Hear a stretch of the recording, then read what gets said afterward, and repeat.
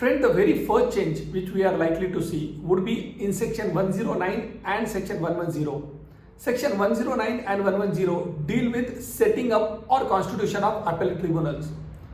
It has been more than 5.5 years and still we are yet to see setting up of appellate tribunals. And this particular point was even debated in the GST Council meeting recently. And in the GST Council meeting, there is a specific mention that because GST tribunals are not set up, most of the time the litigants, the appellants, they are landing directly in High Court or in Supreme Court, which are already clogged. So we are likely to see setting up or constitution of GST tribunals in 2023. And in this regard, as we mentioned, we will see major changes in section 109 and section 110. Friends, all of you would agree that it has been more than now 5.5 years, and thus the taxpayers are more than eager to see setting up of GST appellate tribunals. Friend, the second important change which we are likely to see in budget 2023 with respect to GST is on the count of prosecution. Friends, prosecution is a process through which a person can be put in jail. All of you are aware that currently prosecution related provisions are covered under section 132.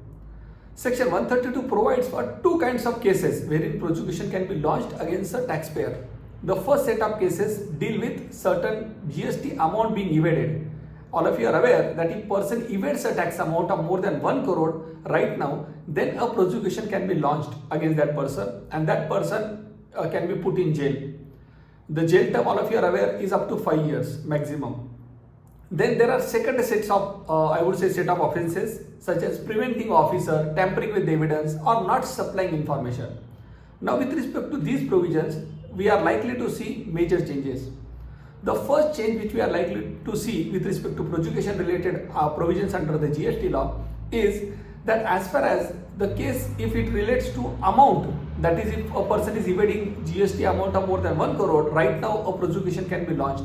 But in days to come, it is likely that the GST authorities might be able to launch a prosecution only after crossing of 2 crore rupees of tax amount.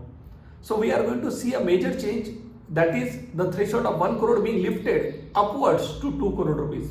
But please note, this increase in threshold may not be applicable to fake invoicing cases. That means if a person is indulging into fake invoicing cases and if he has carried out the activity of fake invoicing and the tax amount involved is say 1 crore 30 lakh rupees, then it is likely that he can still be prosecuted. So please note, this increase would be applicable to all other cases than fake invoicing or bogus invoicing cases.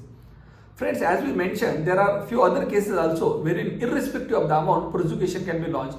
And such cases are somebody tampers with the evidences, somebody does not supply the information, or somebody is preventing officer from carrying out his duties. Then in such cases also prosecution can be launched currently. But in budget 2023, we are likely to see a major change in these provisions. It is likely that these provisions could be removed from the prosecution related section, that is 132.